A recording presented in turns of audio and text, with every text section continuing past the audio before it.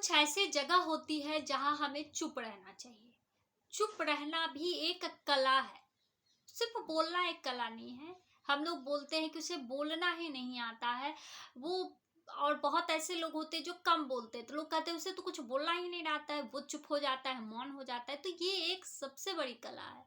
उसे किसी को कोई तकलीफ भी नहीं होती है और वो बाद में पछताता भी नहीं है। हाँ, लेकिन कहते हैं ना, अति सर्वत्र बढ़ जाते। बिल्कुल भी चुप ना रहे और ज्यादा भी ना बोले। तो आज की वीडियो इसी बात पे है। तो पहले मैं आपका स्वागत करती हूँ। आप सब कैसे हो? खुश रहो, मस्त रहो, हमेशा मुस्कुराते रहो और इन सभी चीजों को गौर से सुने।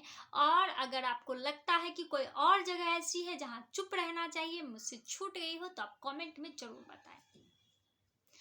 तो पहली ऐसी जगह है कि बिना तथ्य के ना बोलें। बहुत ऐसे इंसान होते हैं जो आधा अधूरा जानकारी रखते हैं और बकबक बकबक बकबक किए जाते हैं। मत बोले, चुप रहने में ज्यादा भलाई है। हो सकता है कि आपकी आधी जानकारी चुप रहने से पूरी हो जाए। उस जगहों पर ना बोले। अपने आप को हर जगह रखने की कोशिश बिल्कुल ना करें। इससे आप मजाक के पात्र बन सकते हो। इस चीजों को भी समझे। हर समय महान बनने की, हर समय सबसे आगे रहने की ये होड़ में मत रहो भाई।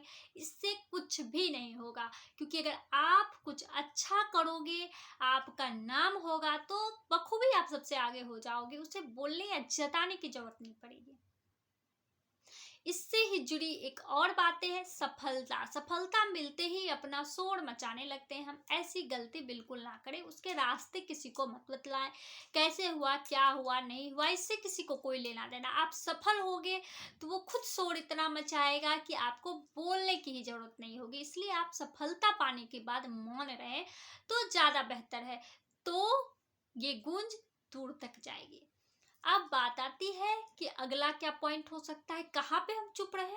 तो किसी को भी कोई कमजोर है तो उसको ठेस पहुंचे, ये ऐसी बात ना करे, चुप रहे तो ज्यादा बेहतर है। अगर वो कमजोर है, उसे पता है कि मैं कमजोर हूं, मुझे इस तरह की दिक्कत होगी या है, आप पहले से उसे टिक्का टिप्पणी क्यों दे रहे हो? आपके बोलने से वो बात सही नहीं हो जाएगी। हो सकता है प्रभु की इच्छा रहे, उसका कर्म अच्छा हो, तो वो उस मुसीबत से आराम से निकल भी सकता है। तो आप वहां बोल के खराब क्यों बन। अब आई अगली टिप, अगला पॉइंट क्या हो सकता है, कहाँ पे हमें चुप रहना चाहिए। जहां पर कोई गाली दे रहा हो, कोई हल्ला गुल्ला कर रहा हो, वहां पर आप बेवजह जाके महान मत बन जाइए कि मैं यहाँ का क्या हूँ, मुखिया हूँ। ऐसा मत करिए भाई। वो गाली दे रहा है तो वो आपको भी गाली दे। उसको ये नहीं पता कि मुझे क्या करना है। मतलब वो अपने आप में है ही नहीं। तो उस जगह पे आपको चुप रहना चाहिए, मौन रहना चाहिए, वहां से साइड ले लेना चाहिए। इसमें आपकी भलाई है। वरना आपको आज गाली दिया बिना जाने और आप इस चीज को लेकर जीवन भर अपने आप को कोसते रहो या किसी से दुश्मनी निकालते रहो। तो आपने ऐसी गलती क्यों की? आपसे दूर रहना चाहिए।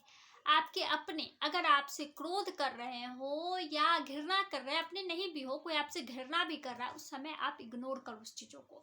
आप चुप रह जाए। जब उन्हें क्रोध उनका शांत होगा तो वो खुद इस चीज के लिए गिल्टी फील करेंगे कि आपको बेवजह आपसे कितना गुस्सा किया और आप उनका सम्मान करते हुए चुप रह गए। चुप रहना कोई छोटी बात नहीं होती, ये अपने आप में ही सबसे बड़ी बात है। और मौन एक ऐसा हथियार है जो छलनी छलनी कर देता है, लोगों को अंदर तक घायल कर देता है। तो आप उस समय चुप रहे। बिना किसी के राय के आप उसको जाके राय मत दो, बिना बुलाए। अगर वो आपको बुला रहा है, आपको सम्मान दे रहा है, तो आप राय दे रहे हो तो चलेगा।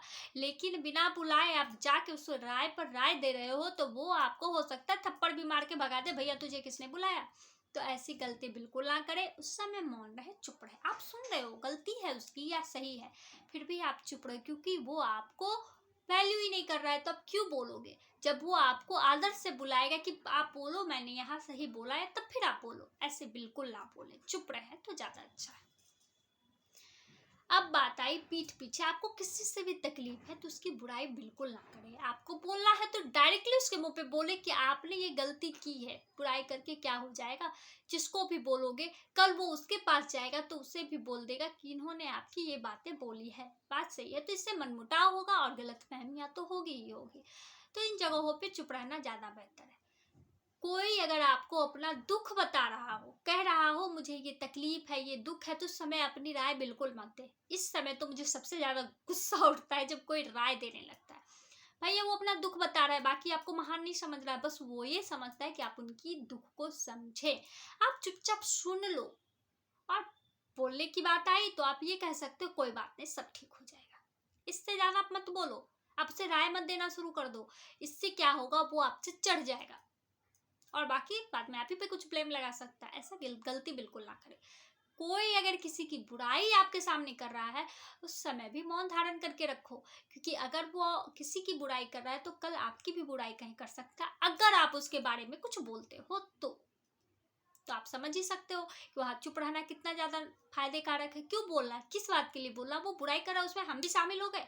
ये गंगा जी की बहती जलधारा है क्या, हाथ धो लेंगे सारा पाप कट जाएगा? ऐसा होता नहीं है। हम लोग पाप में ही डुबकी लगाने के लिए बेचैन हो जाते हैं। तो आप इन सभी चीजों को समझ गए ना कि हमें किन किन जगहों पे चुप रहना चाहिए और चुप रहने का सबसे बड़ा कारण क्या है। इससे हम बच भी सकते हैं, हमारी अच्छाइयों को भी लोग जानेंगे। और अगर आप कभी गुस्सा ज़्यादा करते हो तो कुछ देर आप मौन रहना सीखिए, कुछ देर शांत में रहना सीखिए। इससे क्या होगा, आपका दिमाग शांत रहेगा और आप अच्छे तरीके से सोच पाओगे, समझ पाओगे।